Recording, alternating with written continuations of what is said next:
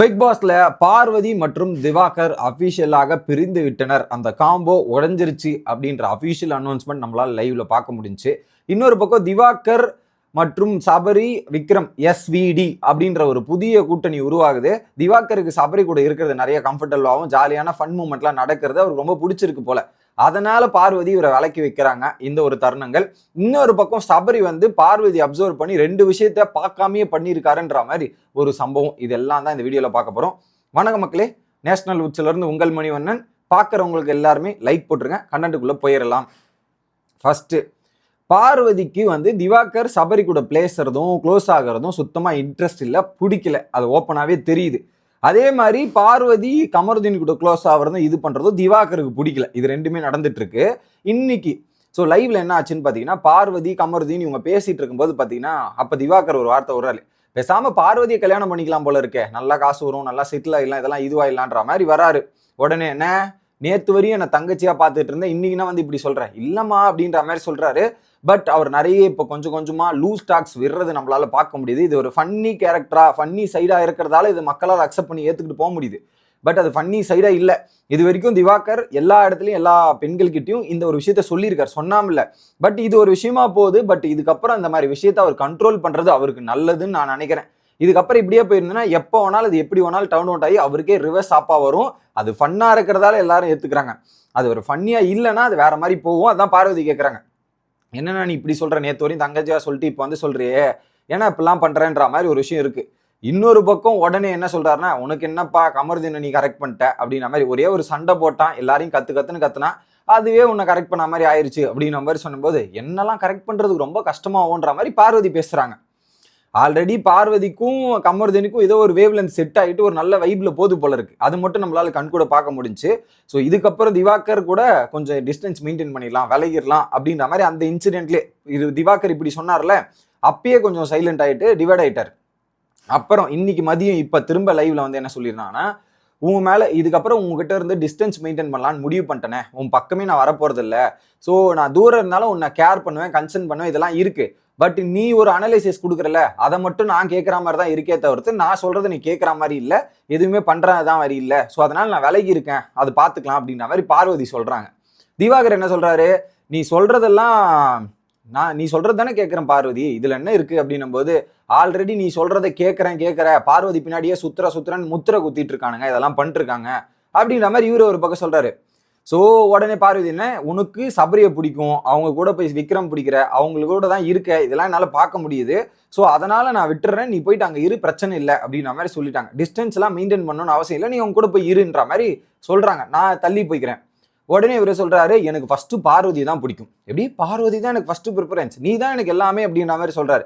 2வது தான் சபரி அப்படின்ற மாதிரி சொன்ன உடனே பார்வதி, இல்லைண்ணே அது உங்களுக்கும் பாய்ஸுக்குள்ள இருக்கிற வைப், உனக்கும் அந்த வைப் செட் ஆகுது, அவங்களுக்குள்ள நிறைய விஷயங்கள் நடக்குது, ஒரு கேங்கா இருக்கீங்க, இதுக்கு நடுவுல நான் வரல, எதுவுமே பண்ணல, நீ ஆச்சு அந்த பாய்ஸ் கேங்குல இரு அப்படின்னும் போது, இல்ல பாரு உன்னை ரொம்ப பிடிக்கும் பாரு அப்படின்ற மாதிரி இவரு சொல்றாரு. உடனே ஓகே என்ன கம்முன்னு விடுன அப்படின்ற மாதிரி பார்வதி சொல்ல, உனக்கும் தான் சபரியை பிடிக்குமே அப்படின்ற மாதிரி ஒரு விஷயத்த சொல்றாரு. எனக்கு எப்போ பிடிக்கும்னு நான் சொன்னேன், உனக்கு தெரியுமா இல்லையா, நான் பிடிக்கும்லாம் சொல்லலை, எனக்குலாம் பிடிக்கவே பிடிக்காது, ஏன்னா இப்படி மாற்றி பேசுற, இந்த மாதிரிலாம் சொல்ற அப்படின்ற மாதிரி அவனுக்கு சுத்தமாக எனக்கு பிடிக்கவே பிடிக்காது, இப்போ என் பக்கம் பிளேட்டை மாற்றி போடுறல, திருப்பி போடுறல அப்படின்ற மாதிரி பார்வதி கேட்குறாங்க. திவாகர் என்ன கேட்குறாரு, உனக்கு தான் அவனை பிடிக்கும், பிரியமா பேசியிருக்கேன், அதெல்லாம் சொல்லியிருக்கேன், இங்கேயா மாற்றி பேசுற அப்படின்ற மாதிரி ஒரு விஷயத்த பார்வதி திவாகர் பக்கம் திருப்பி விடுறாங்க. ஆக்சுவலி பார்வதி அவர்கள் அன்னைக்கு நைட் ஒரு ஃபைட்டு போட்டாங்கல்ல, சாப்பாடு செஞ்சு தரல, இதெல்லாம் பண்ண தரலன்னு ஃபைட்டு போட்டு அன்னைக்கு அழுது சாப்பாடு கேட்டும் போது நூடுல்ஸ் செஞ்சு கொடுத்தது சபரி தான் நைட்டு நூடுல்ஸ் செஞ்சு கொடுத்தான். அதுக்கப்புறம் சபரி மேல இருக்கிற பர்ஸ்பெக்டிவே எனக்கு மாறிடுச்சு, அவனை நான் நல்லா அவன் மேல ஒரு ஒப்பீனியன் வச்சிருந்தேன், அந்த ஒப்பீனியன் மாறி வேற மாதிரி எனக்கு ஒரு ஃபீல் வந்திருக்குன்றத யாரு சொன்னது, பார்வதி தான் சொன்னாங்க திவாகர் கிட்ட. அதுக்கப்புறம் சபரின்னு பிரியமா பேசினதா இருக்கட்டும், சபரின்னு அவர் பின்னாடி போனதா இருக்கட்டும், நிறைய விஷயங்கள் பண்ணாங்க. ரம்யா ஜோ கூட கலாய்ச்சாங்க. ஆனா உனக்கு இந்த அண்ணி ஓகே தான், பட் ட்ரெஸ்ஸை மட்டும் மாத்த சொல்லிடும் போது உடனே சபரி சொல்லியிருப்பான், இல்ல அண்ணி என்ன ட்ரெஸ் வேணாலும் போட்டுக்கணும், அண்ணி யாருன்றதை நான் தான் டிசைட் பண்ணுன்ற மாதிரி இந்த மாதிரி நிறைய விஷயங்கள் நடந்தது. ஸோ அது எப்படி நீங்க பிடிக்காம ஒரு விஷயத்த போய் பண்ணிருப்பீங்க, அந்த ஒரு விஷயத்துல உன்னை இம்ப்ரெஸ் பண்ணியிருக்கான், அதுக்கப்புறம் நீங்க போனீங்க. ஆனா அதை போனதை தான் இந்த இடத்துல திவாகர் மீன் பண்றாரு. அதுக்கு நீங்க என்ன சொல்றீங்க, பிளேட்டை திருப்பி அவர் பக்கம் விட்டீங்க. ஆனா அவர் சொன்னது கரெக்ட் தான், ஆனா நீங்க தான் அவர் மேல போய் மாத்தி விட்டீங்க அப்படின்றத நம்மளால பார்க்க முடிஞ்சு.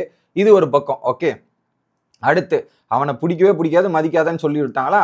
அதுக்கப்புறம் பொதுவாகவே நான் அவன் நடிக்கிறான்றதை நான் தானே அவனை கண்டுபிடிச்சு விட்டேன்.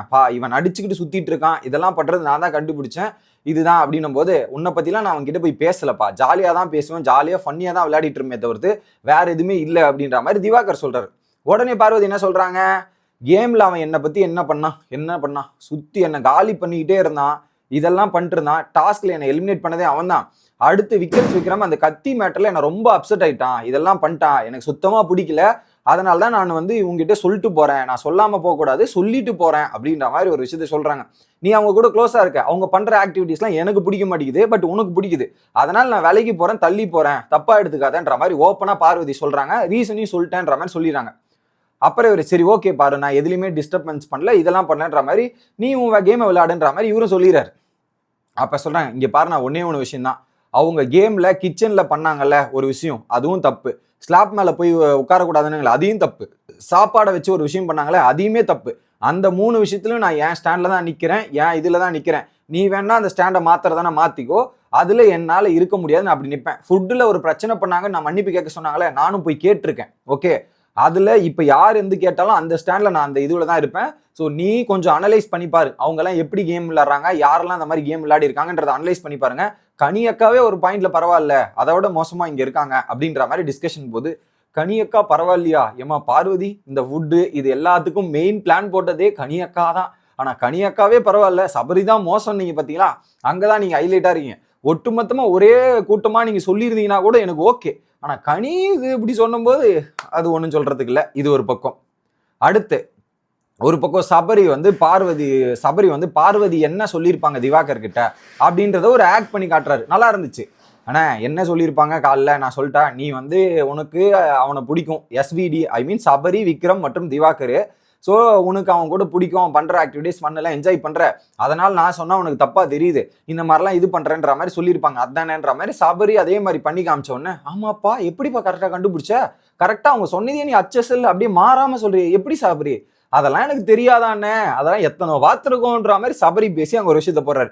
ரெண்டாவது அந்த டாஸ்க்ல ஒன்று பண்ணாங்கல்ல, எந்த டாஸ்க்ல, அந்த கேப்டன்சி டாஸ்க்ல வந்து மாஸ்க் குத்துனாங்களே, அது கூட என் கண்ணு முன்னாடியே தான் குத்திட்டு என்ன பண்ணிட்டா, ஒரு பயங்கரமான ஒரு ஆட்டிடியூட் காமிச்சிருப்பாங்க.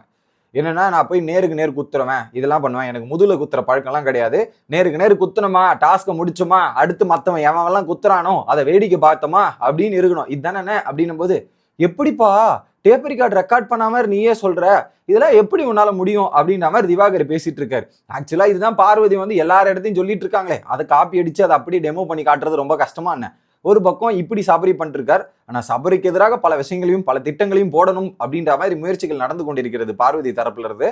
சரி, திவாகர் ஒத்துழைப்பாருன்னு நினைச்சா திவாகர் ஒத்துழைக்க மாட்டார் அப்படின்றது ஒரு பக்கம் பார்வதிக்கு தெரிஞ்சவொடனே அப்படியே பேக் அடிக்கிறாங்க. ஸோ குறிப்பா ஆல்ரெடி கொஞ்சம் திவாகர் நேற்று நைட்ல இருந்தே திவாகர் மேல அபிப்பிராயம் மாறிச்சு, இன்னைக்கு வந்து உன்னை கல்யாணம் பண்ணணும்னு சொன்னோன்னு டோட்டல் க்ளோஸ், அப்படி அந்த சைடு வந்துட்டாங்க. இதுதான் தற்போதைய லைவ்ல நடந்த சம்பவங்கள். அடுத்த வீடியோவில் சந்திக்கிறேன். Bye guys.